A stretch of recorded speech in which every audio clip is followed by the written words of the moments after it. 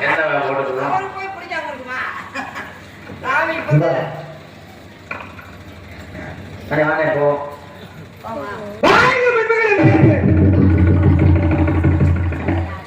கூட்டு வந்து உன்னோட உமா வந்து அவங்க எது கேமரான்னு தெரிவிச்சுதாங்க ஐயா அந்த நாயத்தை ஒரு ரவுண்டு இப்படி அடிச்சு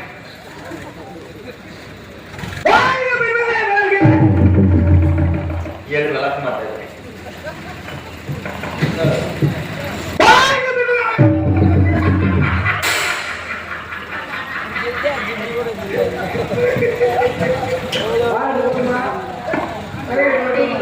சொல்றீங்களா இல்ல சொல்லுங்க வரவே நல்லா இருக்கு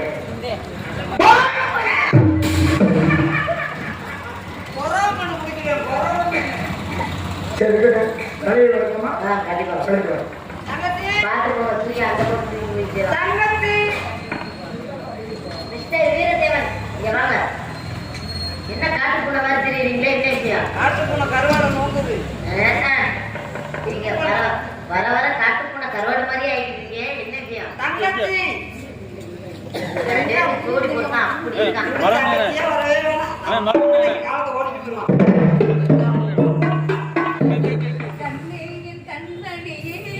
Thank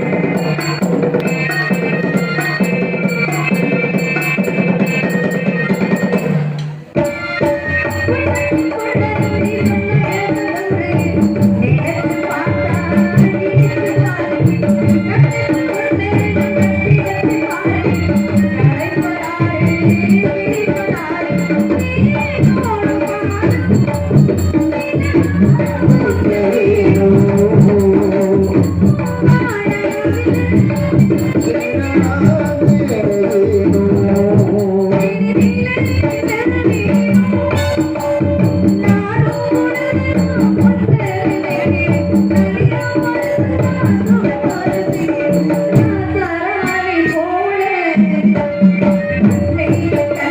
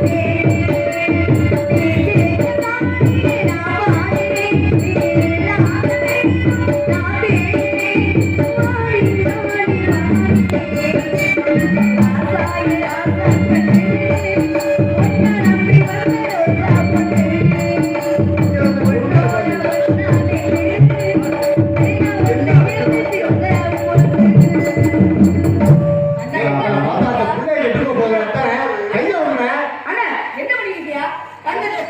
அவதான் போய் கையை விட போறாரு. அத சொல்லலண்ணே. தங்கச்சி வந்து என்ன பண்ணிருக்கியா தங்கச்சி தங்கச்சினே. தங்கச்சியா? தங்கச்சி வச்சு என்ன பண்ணிருக்கியா பேச்சு வேற நிக்க மாட்டேங்குது. என்னை கல்யாணம் பண்ணி கொடுத்தத விட நீங்க கல்யாணம் பண்ணிக்கல அப்புறமாவா? என்ன அப்புறமாவா என்ன அப்புறமாவானா இல்ல, நடுவுல ஏதாவது தட்டிட்டே நடந்துருவோம். அண்ணே நான் தங்கச்சி இருக்கேன் தங்கச்சி. அண்ணே எஸ் சுரேஷ்குமார் ஏட்டையா சுதாகர் பிரகாஷ் பாலசுப்ரமணியன் முனையனூர் இவர்கள் சார்பாக எம்கேஆர் அன்பாலயத்திற்காக 3 சிப்பம் அரிசி கொடுத்திருக்காங்க. எங்களது இசைக்குழுவின் சார்பாகவும் எங்களது அண்ணன் எம்கே ராதாகிருஷ்ணன் சார்பாகவும் நன்றி. தங்கச்சி, சாமி வந்திருக்காரு. என்ன சாமி அவர் சுப்பிரமணிய சாமி. சுப்பிரமணிய சாமி கேட்டு வந்தாரு சுப்பிரமணிய சாமியை வேண்டி நாலு மகனுக்கு வந்திருக்காரு. நாரதர் வந்திருக்காரா உங்களை பார்த்ததுக்கு அப்புறம் அவர் நல்லா இருக்காரா அது எப்படி எங்களை பார்த்தா யாருமே நல்லா இருக்க முடியாது. கேளுங்க முழு ஓடி போடுவாங்க. இல்ல நல்லா இருக்காரா நம்ம மூளைகளை குழம்பு போயிடுச்சா அதான் சாமி நல்லா இருக்காரு. சாமி அழைக்கிட்டு வாங்க சாமி வரவேடு வரவேடு சாமி வந்தாரு வரவேற்பது தமிழ் பண்பு வந்தவருக்கு ஒரு வரவேற்பு கொடுப்பவா நான் அந்த விஷயத்துல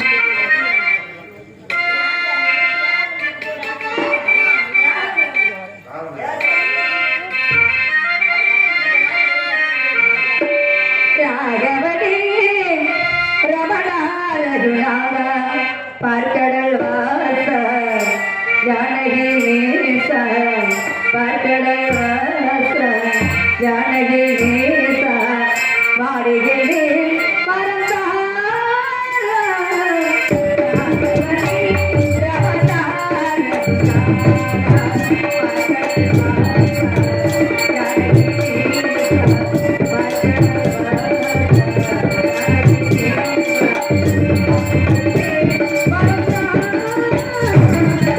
ராகவனே ரமணா ரகுணா.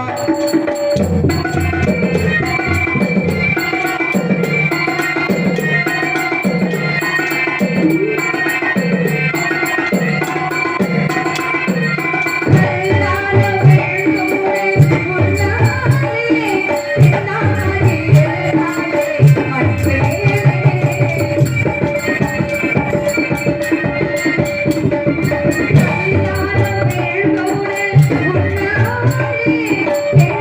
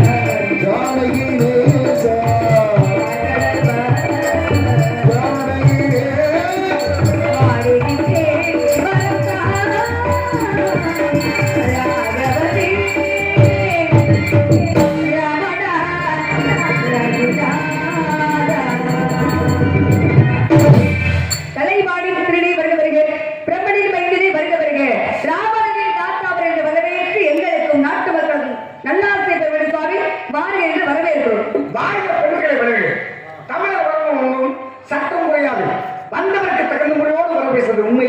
இதுவரையான வாழ்க்கை இல்லாமல் ஒரு புதுவித வாழ்க்கையாக வாழ்த்த விரும்புகிறேன். ஓங்கி உலக உத்தமையின் பெருவாடி நாமளும் அவைக்கு சாப்பிடுகிறார். தீங்கிட்டு காலம் திங்கள் மும்மாறு வெயில் ஓங்கு பரிசனோடு வேண்டுகிறேன்.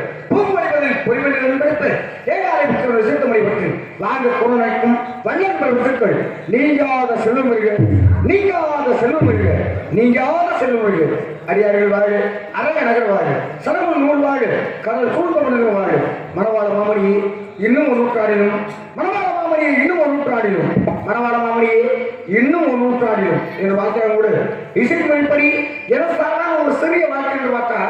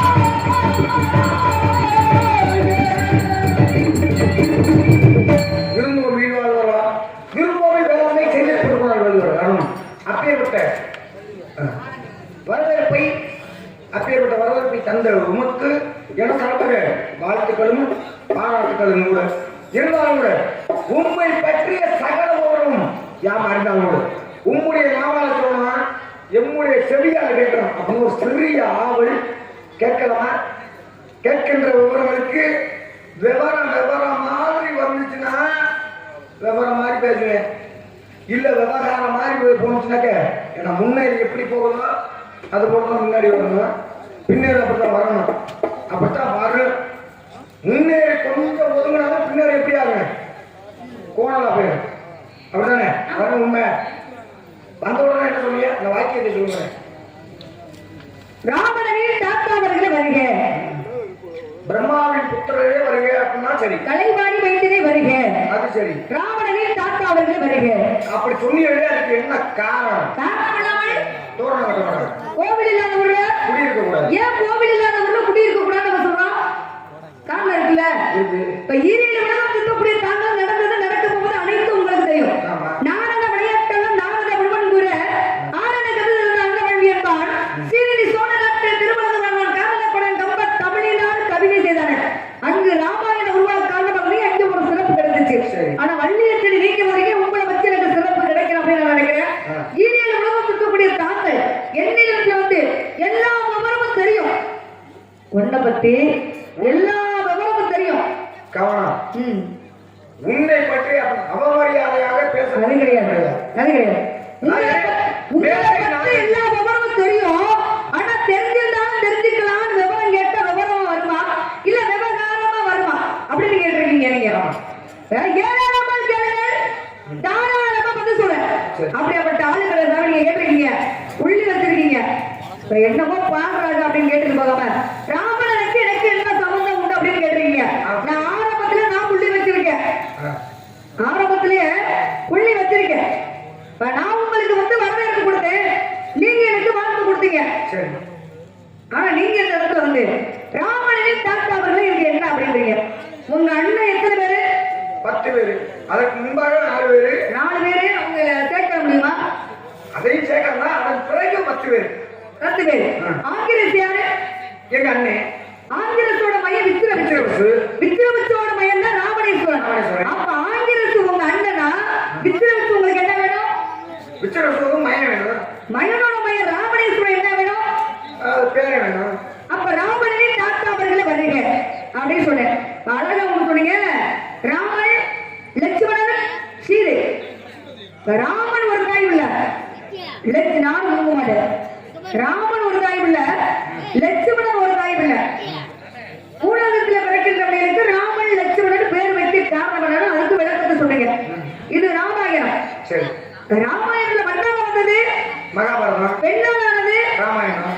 மகாபாரதத்துல நம்ம என்ன தெரிஞ்சுக்கலாம்? மகாபாரதத்துல வந்து அண்ணன் தம்பி இப்படித்தான் இருக்கக்கூடாது, சொத்துக்கு ஆசைப்படக்கூடாது அப்படின்னு தெரிஞ்சுக்கிறது. ராமாயணம் ராமாயணம் வந்து அண்ணன் தம்பி இப்படித்தான் இருக்கணும், அது மட்டுமின்றி அடுத்த முன்னாடிக்கு ஆசைப்படக்கூடாது அப்படின்னு ராமாயணம். ராமாயணம். பெண்ணால வந்தது ராமாயணம்.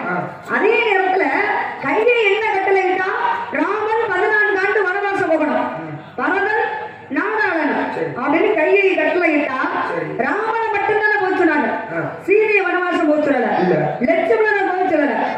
ஏன் அவங்க 2 பேரும் போறதுக்கு காரணம் என்ன காரணம் அப்படின்னா அதுக்கு ஆரம்பத்துல சொல்லிட்டு இருந்தாலும் மறுபடியும் சொல்றேன்.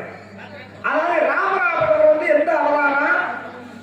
ராமன் கிருஷ்ணன் தான் ராமனோட அவதாரம், மகாவிஷ்ணுவோட அவதாரம். ஆமா, மகாவிஷ்ணுவோட அவதாரம் தான் ராமரு. ஆமா. அப்ப சீதை யாரோட அவதாரம்? மகாலட்சுமி. மகாலட்சுமி. மகாலட்சுமியோட அவதாரம். ராமர் இருக்கும் இடமே சீதை. ஆமா, உண்டா இல்லையா? உண்டு. அதானே. அதனால கட்ட கொண்டாடி போனாங்க. லட்சுமணன் எதுக்கு போனாங்க அப்படின்னு கேக்குறீங்க, அதானே. அதே போல லட்சுமணனோட பொண்டாட்டி ஊர்வலையும் போயிருக்கலாம். ஏன் போகல?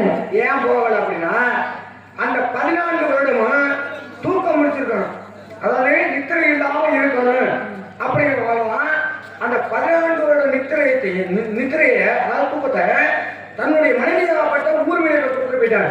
யாரு? லட்சுமணன். லட்சுமணன் 14 வருடம் தூங்கினாரா? தூங்கவே இல்லை.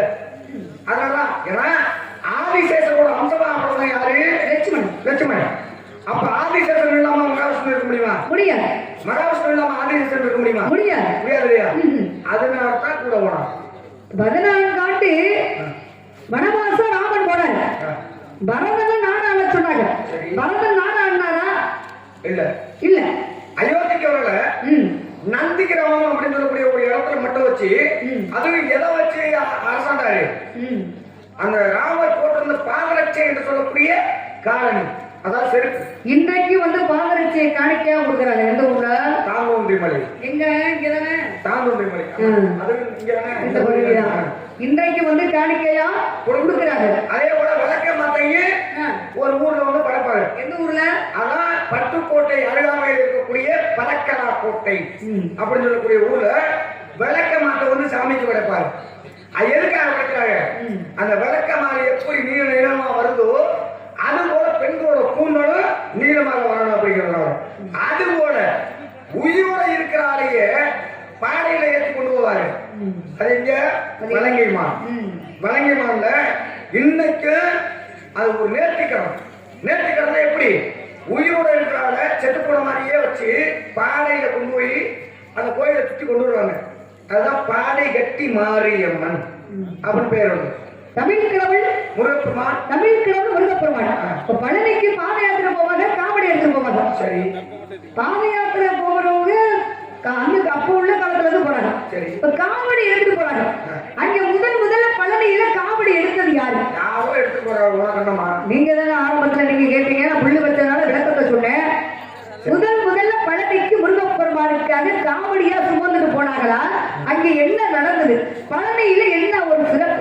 தெரியலம்மா விட்டுமா. தெரியலன்னா நான் பேசாம இருக்க மாட்டேன்ல.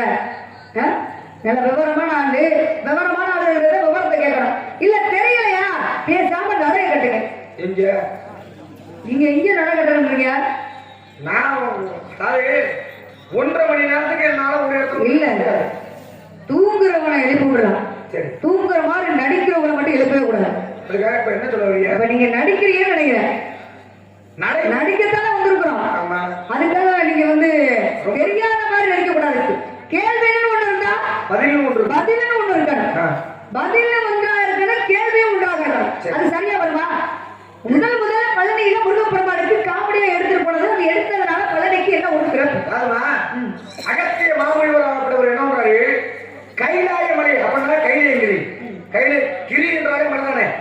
அங்க கைலேங்கிரியில இருக்கக்கூடிய சிவகிரி சக்திகிரி அப்படின்னு 2 மலையை எடுத்துட்டு வர சொல்றாரு. யாருக்கிட்ட? இடும்பாசுரன் அப்படின்னு சொல்லக்கூடிய ஒரு அசுரன். இடுமன், அதாவது இப்ப வந்து இடும்பாசுரன், அவன் வந்து அசுரன். அவனோட மனைவி யாரு? இடும்பி. ஆனா இவர் போனவரை வந்து தனியாக போனாரு கிடையாது. இல்ல என்னோட மனைவியும் கூட்டி போனாரு. 2 பேரும் போனாரு. போயிட்டு அந்த வடம் என்றாலும் அந்த கம்பு, அந்த வடத்தோட பேர் என்னன்னா கடம்ப வடம். கடம்ப வடம்னு சொல்லக்கூடிய கம்புல ஒரு முனையில சிவகிரியையும் மறுமுனையில சக்திகிரியும் தூக்கிட்டு வர்றாரு. தூக்கிட்டு வரணும்னாக்க இமயமலை எங்க இருக்கு? அதாவது இமயமலை அப்படிங்கிறது தான் கைலாயகிரி. ஆக அங்கே இருந்து பழனிக்கு வர முடியுமா? நடந்து வந்தாரு. வர முடியாதுதான். தொடர்ந்து வர முடியுமா? வர முடியாது. ஆக ஓய்வு தேவைப்படுமா இல்லையா? களைப்பு ஏற்படுது. அந்த களைப்பை ஆரம்பித்து பிறகு போய்கொண்டு போவான் அப்படின்னு ஒரு இடத்துல வைக்கிறாரு. வச்சு விட்டு மறுபடியும் தூக்குறாரு. தூக்குனா இந்த சிவகிரி அப்படின்னு சொல்லக்கூடிய மலை வந்து மேல வந்துருச்சு. ஆனா அந்த சக்திகிரி வரல. ஏன் வரல? ஏன் வரலைன்னா அந்த சக்திகிரி மேல யார் இருந்தா? ஒரு சின்ன பையன் மலை மேல ஏறி அமர்ந்திருந்தான். கோவணத்தோட கையில கண்டு தாங்கி அங்க நிக்கிறாரு. நின்ன உடனே என்னமா சொல்றேன், ஏண்டாடே நீ நிக்கிறதுனாலதான் இந்த மலையை என்னால தூக்க முடியாது, நீ இறங்கி வாரா அப்படின்னு சொன்ன உடனே இடும்பாசுரன் என்ன பண்றான்? நீ இறங்கி வாரான்னு. நான் இறங்கி வரணும்னா நீ இறங்கி வரணும்னா என்னோட சண்டை ஓடு. சண்டை போட்டு முடிஞ்சா நீ வெற்றி பெற்றுட்டீங்கன்னா மலையை தூக்கிட்டு போனோம். மலையை தூக்கிட்டு போ. முடியலையா அதுக்கு மேல நம்ம பாத்துக்கணும் அப்படின்னு சொல்லு. ஆக இவன் இங்க இருந்து மேல ஓடு. யாரு? இடும்பாசுரன். இங்க இருந்து மேல ஓடு. அங்க இருந்து யாரு முடியாரு? அங்க நின்னது யாரு? குழந்தை குலத்துல அதான் முருகப்பெருமான். ஆடதண்டாயுதமானியாக கண்டு தாங்கி இருந்தாரு. அவர் இங்க இருந்து விரட்டிக்கிட்டு முடியாது. விரட்டிக்கிட்டு விட்டோட அவனால எதுவுமே பண்ண முடியாது. அதனால அவனோட ஆணவத்தை அழிச்சு எப்போதுமே பாருங்க, எந்த ஒரு முனிவராக இருந்தாலும் சரி, எந்த ஒரு கடவுளாக இருந்தாலும் சரி, யாராவது அழிக்கிறதா கேள்விப்பட்டிருக்கிறா? கிடையாது. ஆணவத்தை மட்டும்தான் அழிக்க முடியும். ஆணவத்தை மட்டும்தான் அழிச்சிருக்காங்க தவிர உயிரை வந்து பழிவாங்கவே கிடையாது. ஆக அவனோட ஆணவத்தை அழித்து தன்னுடைய வச்சுக்கிட்டாரு. இனிமே என்னை யார் தரிசிக்க வந்தாலும் இவன் எங்க வர்றான்? பயந்து ஓடி போய் சிவகிரியில உட்காந்துக்கிறான். அதுதான் இடும்பன் மலை அப்படின்னு சொல்றது. அதுக்கு அதன் பிறகு சக்திகிரி அப்படின்னு சொல்றது எப்படின்னா அதுதான் முருகப்பெருமானிய பழனி திரு ஆவினன்குடி என்று சொல்லக்கூடிய பழனி. ஆக அதான் இன்னைக்கு பழனிக்கு போனோம்னா முதல்ல எங்க போகணும்? இடும்பனை வணங்கிட்டு தான் அதுக்கப்புறம் முருகப்பெருமானை பார்க்க போகும். இடும்பு மலைக்கு போயிட்டு இடும்பாசுரனை வணங்கிய பிறகுதான் பழனிக்கு போயிட்டு பழனி தண்டாயுத மணியை பார்க்கணும். அதுதான் வணங்கணும். அப்ப முதல்ல காமெடியா சிவகிரி போனது யாருன்னா அதான் இடும்பாசுரன். இடும்பாசுரனை பார்க்கணும். நீங்க கேட்ட கேள்விக்கு பதில். இப்ப சோழ நாடு சோறுடித்து, பாண்டிய நாடு முத்துடைத்து, சேர நாடு சோறுடித்து. இப்ப சோழ நாடு சோறுடிக்கிற இந்த ஊரை சொல்லுமா? அது குறிப்பிட்டு சொல்லப்படணும்னா தஞ்சாவூர். பாண்டிய நாடு முத்துடைக்குனா அது மதுரை என்பது. பாண்டிய நாட்டுல முத்துடைக்கு கடல் இருக்கா? இல்ல. இருந்துச்சா இல்லையா? இருந்துச்சு. இப்ப ஏன் இல்ல? ஏன் இல்ல பண்ணாக்க அதே போல மதுரைக்கு பெயரே மதுரை கிடையாது. மதுரையே கிடையாது. அதுக்கு உண்மையான பேர் என்னன்னா திரு ஆனவாய் அப்படிங்கிறது ஒரு பேர். என்ன காரணம்னா பிரம்மபுரம் ஏற்படுது, கடல் நீரால சூழப்படுது. கடல் நீரால சூழப்பட்ட பிறகு மதுரையோட எல்லை எது அப்படின்னாக்க எவனாலையும் கண்டுபிடிக்க முடியாது. அப்பதான் சிவபெருமானை பாம்பாக உருமாறி தன்னுடைய பாட, அதாவது வளம் உண்டு, வட்டமாக வளம் உண்டு, இதான் மதுரை எல்லை அப்படின்னு காமிக்கிறதுக்காக பாம்பாக உருமாறி இப்படி வளர்ந்து தன்னுடைய வாழை தானாவே கிடைச்சிட்டாரு. அதனாலதான் திரு ஆலவாய் அப்படின்னு பெயர் வந்தது. அதன் பிறகு ஒரு பெயர் வந்தது. அதுக்கு என்ன தெரியுமா? சிவபெருமான தலையிலிருந்து என்ன வழிந்தது? தேன், மதுரம் அப்படின்னு சொல்லக்கூடிய தேன் வழிந்தது. அதனாலதான் மதுரம் அப்படின்னு ஒரு பெயர் வந்தது. அதுக்கு அதன் பிறகு என்ன? தூங்கா நகரம் அப்படின்னு பெயர் வந்தது. இந்த மதுரம் மதுரம் மதுரம் என்பது மருவி மதுரை என்று பெயர் வந்தது. பாண்டிய நாடு முத்துடைத்து அப்படின்னு ஏன் மதுரையை சொல்றோம்? மதுரை கடல் இல்லையே போல ஏன் பாண்டிய நாடு முத்துடைத்து அப்படின்னு நம்ம சொல்றோம்? நான் சொன்னேன் எல்லாரும் சொல்லுவாங்க தூத்துக்குடி தான் அப்படின்னு சொல்லணும். தூத்துக்குடி, தூத்துக்குடியில தான் முத்துக்கள் கிடைக்குது. அதை விற்பனை செய்கின்ற இடம் எது? மதுரை. மதுரை. ஆனா நான் இப்ப சொன்ன கதைக்கு என்ன காரணம்? பாண்டிய நாடு முத்துடைத்து மதுரையில அப்ப கடல் இருந்திருக்கு. ஆனா இப்ப இல்ல. இப்ப இல்ல. இப்ப கிடையாது. சேரநாடு, வேலுமணிக்கு சேரநாடு வேலுமணிக்கு எந்த ஊரு சொல்லுவோம்? அதான் கேரள மாநிலம். என்ன காரணம்? என்ன காரணம்னா யானைகள் அதிகமாக இருக்கக்கூடிய பகுதி இது கேரள மாநிலம் தான். ஆமா, அதனாலதான் சேரநாடு வேலுமணிக்கு. வேலுமணி. வேலம் என்றால் என்ன? தந்தம். அந்த தந்தங்கள் யானை இருந்தாலே தந்தம் இருக்கு. ஆமா, அந்த தந்தத்தையும் விற்பனை செய்யக்கூடிய பகுதி இது. அதுதான் கேரள மாநிலம். அதனாலதான் வேலுமணிக்கு. இப்ப நாராயண நீங்க இந்த இடத்துக்கு வந்திருக்கீங்க. ஒரு ஒவ்வொரு இடம் போனதுனால ஒவ்வொரு இடம் சிறப்படைஞ்சிச்சு. சரி. இப்ப அனுசியா தேவிக்கு வந்து நீங்க இரும்பு அரசு கடலை கொடுப்பதனால அன்றைக்கு வந்து கருப்பு கருத்து பேர் சிறப்பு பெற்று அனுசியா தேவி விளங்கினார். அது மட்டுமா தத்தாத்திரை அப்படின்னு சொல்லக்கூடிய ஒரு தெய்வமே உருவானது. ஒரு உடலும் 3 தலையும் தத்தாத்திரை என்று சொல்லக்கூடிய ஒரு தெய்வம் உருவானது. சாமுத்திரியை தீர்க்க சிவகலை பகவான் சொன்னார். எந்த பெண்ணும் செய்யக்கூடிய அந்த காரியத்தை ஒரு மனிதன் இறந்தாத்தான் சொர்க்கத்துக்கே போக முடியும். ஆனா சாமுத்திரி தன்னோட கணவன் உயிரையே இறந்தவன் போராடி தன்னோட கணவன் உயிரை மீட்டு கொண்டு வந்தான். அப்படியெல்லாம் காரணம் இருக்கு. அது மட்டும் இல்லாம திரிசங்கு அப்படின்னு சொல்லக்கூடிய ஒரு யாரு? அர்ச்சனோட அப்பா. அர்ச்சனோட அப்பா அவருக்கு தனிப்பட்ட ஒரு சொத்தனை சொர்க்கத்தை பார்க்கணும்னு நினைச்சாரு. ஆறு இறப்பதற்கு முன்பாக நான் சொர்க்கத்துக்கு போகணும்னு ஆசைப்படுறாரு. என்ன என்ன காரணம்னா வாங்கல ஒரே ஒரு சிறிய விஷயம். துர்வாச முனிவருக்கு உசாமருக்கு ஒரு சின்ன வித்தியாசம் இருக்கு. துர்வாச முனிவர் வந்து யோசிக்க மாட்டாரு, உடனே சாப்பிட்டு கொடுப்பாரு. ஆமா, ஆனா விசாமத்தர் அப்படி இல்லை, யோசிக்க சாப்பிட்டு கொடுப்பாரு. ஆக விசாமத்தோட தன்மை தெரியுமா? அவர் சாபம் கொடுக்க கொடுக்க கொடுக்க கொடுக்க அவரோட தவ வழி வந்து குறையும். அதை கொடுக்க அப்படியா? அவர் எவ்வளவு சாபம் கொடுக்கிறாரோ அவ்வளவு அவரோட தன்மை வந்து அதிகரிச்சுதான் போயிட்டு இருக்குமே தவிர குறையாது. அதுதான் அதான் காரணம். அதனாலதான் திருசனுக்கு தனிப்பட்ட ஒரு சொற்களை அமைச்சு கொடுத்தாரு. யாரு? விசாமத்தர். விசாமத்தருக்கு உண்மையாக ஒரு மனிதன் இருந்தாலும் சொர்க்கத்துக்கு போக முடியும். ஆனா இறக்காம சொர்க்கத்துக்கு போனது திருசன். அதே நேரத்தில் இன்னொருத்தர் போயிருக்காரு. யாருங்க?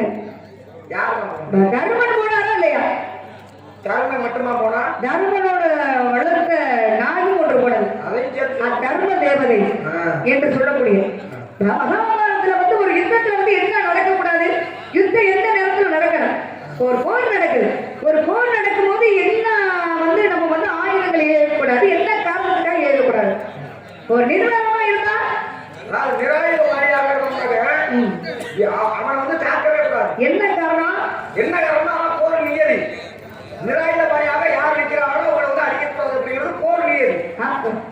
நிராயுத பாணியாக இருந்தா எந்த ஆயுதம் இல்லாமல் வந்து யாரையும் கொல்லக்கூடாது. அதுக்கு பேர் தான் நிராயுத பாணிங்கிறது. கர்ணனை கொன்றது யாரு? கர்ணனை கொன்றது நிறைய பேர் கொண்டாங்க.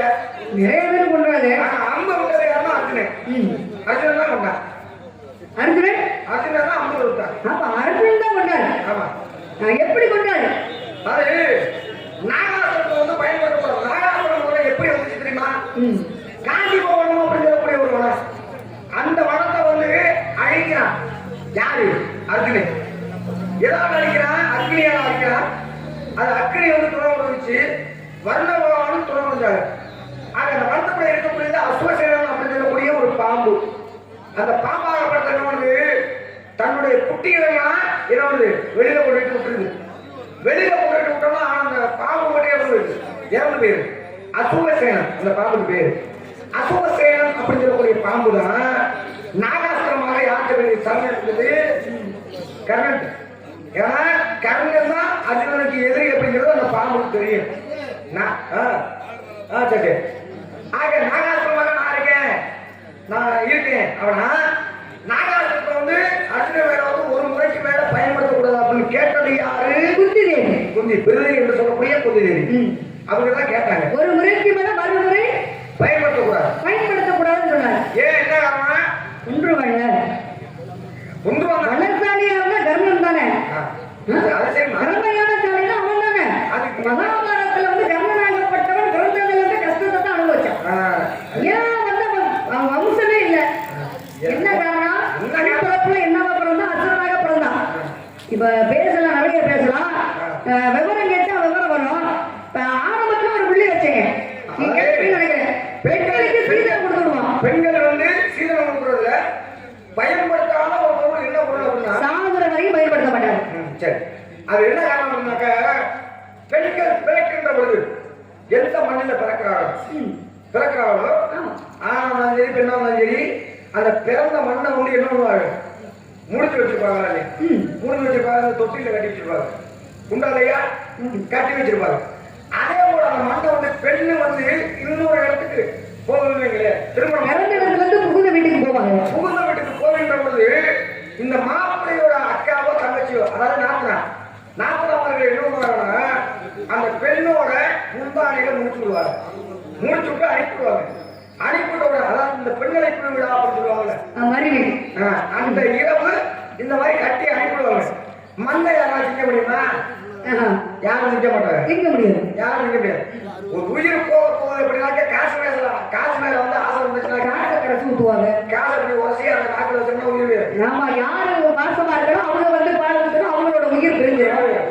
ஆக இதே போல ஒரு பெண்ணுக்கு வந்து புகுந்த வீட்டு, அதாவது பிறந்த வீட்டு பாசம் இருக்குமா இல்லையா? இருக்கும்ல. அப்பதான் என்ன பண்ணுவாங்க, அதையும் அந்த அம்மா பயன்படுத்த மாட்டாங்க. பக்கத்துல இருக்கிறவங்க தான் என்ன பண்ணுவாங்க, அந்த மயனும் இல்லன்னா தன்னோட கணவனும் மொத்தம் அந்த பெண்ணு பயன்படுத்த மாட்டாங்க. மற்றவங்க யாரோ ஒரு ஆளு அந்த மண்ணை எடுத்த ஒரு நாட்டில் ஒரு பாவம் உயிர் போயிரு. ஆக அந்த பெண்ணு பயன்படுத்துறேன் காரணம் இதுதான். அந்த காலத்துல எல்லா பகுதியிலையும் நடந்தது. திருமணம் முடிச்சு போகும்போது பிறந்த இடத்த மண்ணை எடுத்து தன்னோட பிள்ளைகிட்ட முந்தானையில முடிஞ்சு விடுவாங்க. பிறந்த இடத்துல இருந்து இவ்வளவு நாள எவ்வளவு பெருமையை காப்பாத்தினியோ அதே போல பிறந்த இடத்த மண்ணை புகுந்த வீட்லயும் நீ எப்போதும் பெருமையா சேர்க்கணும்னு சொல்லி பிறந்த இடத்த மண்ணை கொண்டு போய் முந்தானையில எப்ப வச்சிருப்பாங்க. இது அதாவது இது பெரும்பாலும் இப்ப நடக்குதா என்ன தெரியாது.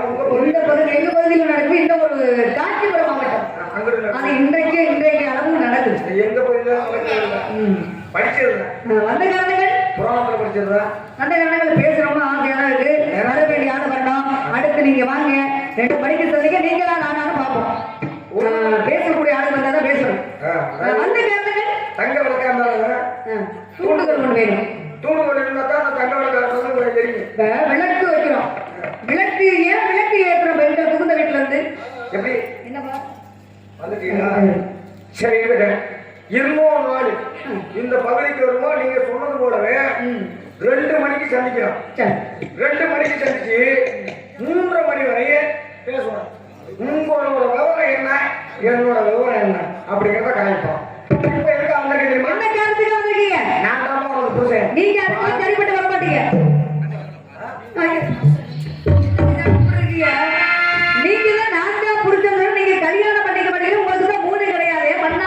பொன்னாசை 3 ஆசை வெறுப்பவர் நீங்க. என்ன கல்யாணம் பண்ணி என்ன பண்ணுவீங்க? 52 கொண்டாடி கட்டினவன் அது மேல் கணக்கு. 60 பிள்ளை ஒருத்தவன் அது மேல் கணக்கு. கொஞ்சம் கவனமா இருக்கணும். இங்க கீழ் கணக்கு செல்லாது. எங்க நீங்க இங்க உலகத்துல இருந்தது அதாவது இறந்த காலம் நிகழ்காலம் எல்லாம் நடந்தது கூட உங்களுக்கு எல்லாம் தெரியும். நடக்க போற காலமும் எனக்கு தெரியும். புருஷனா ஆண்மகன். புருஷனா ஆண்மகன். யாரை பார்த்து வந்தீங்க? நான் ஆண்மகன் தானே. என்னை கூட ஒரு அழகான ஆண்மகனை பார்த்து போறீங்க. வந்தவங்க சொல்லியிருக்காங்க. யாரை பார்த்து வந்திருக்கீங்க? மாப்பிள்ளை வேற சொல்லுங்க. பிடிச்சா கல்யாணம் பண்ணிக்கிட்டு, பிடிக்கலன்னா பிடிக்கலன்னு போறேன். நானே வரையில சொல்றேன். ஆமா, தண்ணீர் விழிகளிலே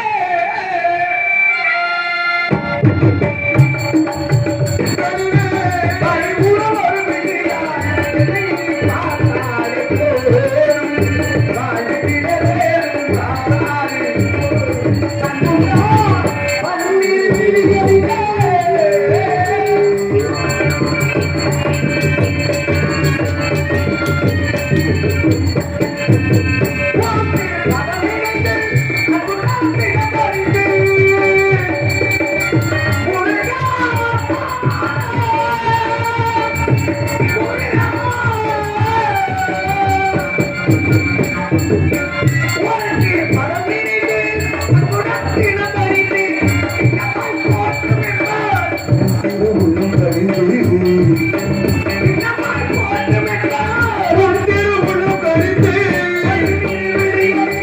அறிவுடன் ஒரு விழியா பார்த்தாலே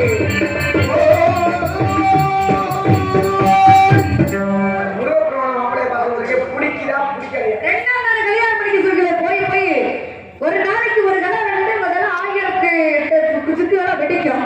உங்க கதை நம்பிக்கைக்கு நானே கிடைச்சி அங்க இருந்து வந்திருக்கீங்க. நாராயணன் நாராயணன் சாப்பிட பிடிக்கல. ரெண்டாம் நாள் கல்யாணம் பண்ணிக்க பிடிக்கல. சொல்ல வைக்கலாமா?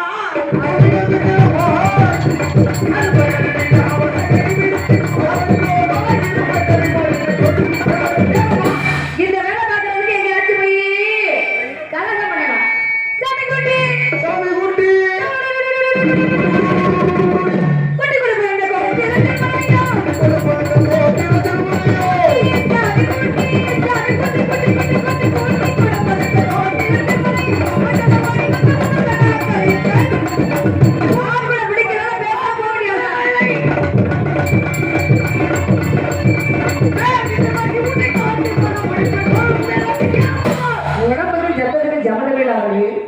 நல்ல படத்துக்கு பிள்ளை படத்துக்கு பாருங்க.